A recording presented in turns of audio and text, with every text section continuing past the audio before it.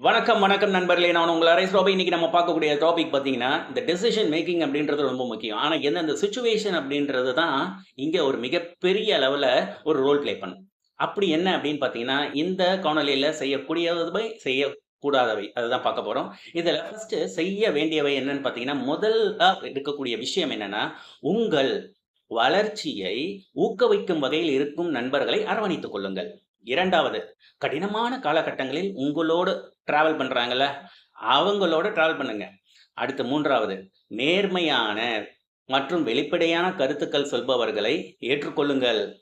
இப்ப அடுத்தது, செய்யக்கூடாதவை அப்படின்னு பார்த்தீங்கன்னா, ஒரு விஷயம், அனைவரையும் உடனேயே நம்பிடாதீங்க. இது ரொம்ப முக்கியம். 2வது, தொடர்ந்து அவமதிக்கும் மனிதர்களை, அது நண்பர்களா இருந்தாலும் சரி, அவங்கள சகித்துக் கொள்ளலாம் அவசியமே கிடையாதுங்க. ஒதுக்கி வச்சுருங்க.